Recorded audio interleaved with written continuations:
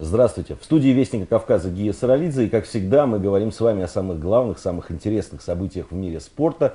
У нас спорт номер один, поэтому говорим мы о футболе.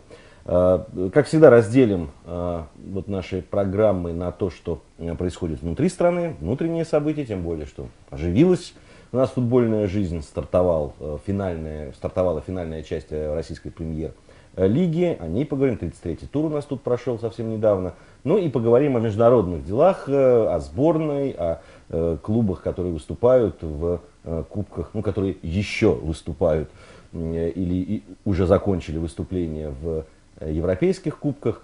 И начнем мы с внутренних дел. Действительно, вот эта финальная часть, где команды разделены на две группы, по 8 команд, группа А и Б. В группе А команды борются за медали, за попадание в зону европейских кубков. В зоне Б, к сожалению, команды борются за выживание.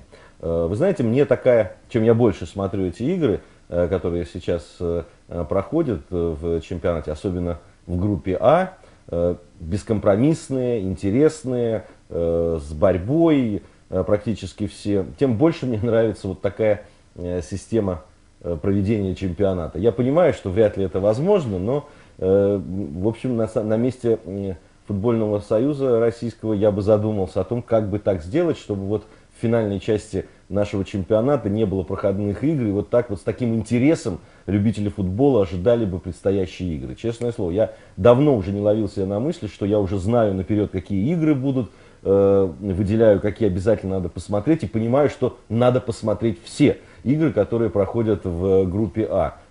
Правда, это очень приятное ощущение, действительно бескомпромиссная борьба, вот 33-й тур, который, кстати, невероятно удачно сложился для махачкалинского Анжи. Все прямые конкуренты Анжи борются за попадание в тройку призеров, это совершенно очевидно сейчас после игры с Динамо. Мне кажется, что всем придется считаться с клубом из Махачкалы. Мы думали, что вот этот год, который сейчас в махачкалинском клубе такой переломным оказался, он будет несколько такой подготовительный и уже выстрелит клуб в следующем году. Но, судя по всему, Анжи готов побороться за самые высокие места. И на самом деле у клуба все для этого есть. Напомню все-таки, игру московская «Динамо» Анжи. На выезде играл махачкалинский клуб, одержал победу 1-0. Жусалей забил мяч в ворота «Динамо», единственный, который стал победным. Но вообще, если в целом говорить о игре, Анжи, безусловно, эту победу заслужил. Анжи выглядел во всех компонентах посильнее динамовцев. К сожалению, у команды Сергея Силкина нет той свежести, нет той быстроты, который был. Остался азарт, осталось такое упрямство футбольное. Клуб, даже проигрывая, не сложил оружие, до конца играли динамовцы. Все это есть. Но вот той свежести, которая была, той легкости, с которой играли динамовцы, ее, конечно, не хватает. И Анжи выглядел посерьезней. И по моментам Анжи превзошел Динамо, и вообще по организации игры. Все-таки Анжи вел игру, несмотря на то, что выступал был гостем в этой игре, выступал на чужом поле. Конечно, Гус Хидинг, которого считают вообще у нас в футболе счастливчиком, таким удачливым очень тренером, это его была первая официальная игра с Анжи, первая победа, очень важная победа.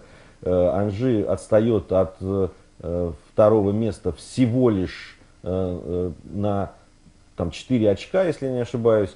И тут, конечно, каждая игра будет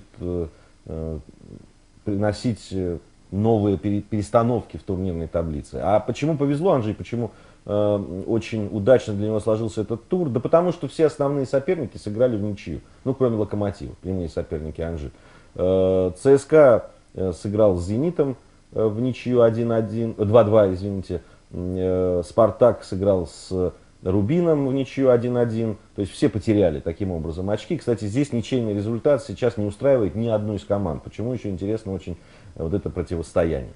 В общем, очень хорошее положение у «Зенита», как у лидера. потому что тоже потеряли очки главные конкуренты, но они сами сыграли в ничью, но и главные конкуренты не подобрались. Динамо так вообще проиграла, который идет на третьем месте. Зенит сохраняет очень комфортный отрыв, 6 очков. Тем более сейчас питерцы сосредоточатся только на внутреннем чемпионате, потому как с Лигой чемпионов все завершено, но об этом мы поговорим в следующей части нашей программы. Что касается борьбы за выживание, то, ну я не знаю, скорее всего Томи уже ничего не поможет, даже вмешательство премьер-министра, а в скорости уже и президента России Владимира Путина, который нашел в очередной раз финансирование для Томи. Думаю, что не пригодится это в премьер-лиге, может быть, пригодится в высшей лиге Томи эти деньги.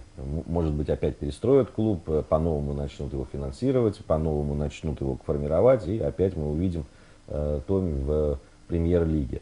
Ну и Спартак из Нальчика, самый бедный клуб российской премьер-лиги уже на протяжении многих лет, у которого сначала лишали его всех футболистов, каждый сезон развозили, потом лишили главного тренера Юрия Красножана, когда он ушел в Локомотив. Ну, в общем, сделали все, чтобы этот клуб покинул премьер-лигу. То есть финансирования нет, тренера, который все время вытаскивал эту команду на новый уровень, нет. В общем, трудно предположить, что Нальчик найдет в себе силы сейчас и сможет сохранить прописку в премьер-лиге. Хотя все может быть, команда все равно даже в этом состоянии, в котором она сейчас находится, очень боевая, играют до конца ребята за эту команду. Посмотрим, как будут развиваться дальше события. Уже совсем скоро нас ждут новые игры в российской премьер-лиге. Еще раз подчеркну, что сейчас российскую премьер-лигу смотреть интересно. Мне приятно, что мы говорим в основном о футболе. Есть какие-то негативные вещи. Специально сейчас на них не заостряю внимание. Просто не хочу портить вам и себе ощущение вот от этого праздника футбольного, который нам подарил старт российской премьер-лиги. Ну что ж, в следующей части нашей программы мы поговорим о российском футболе на международной арене.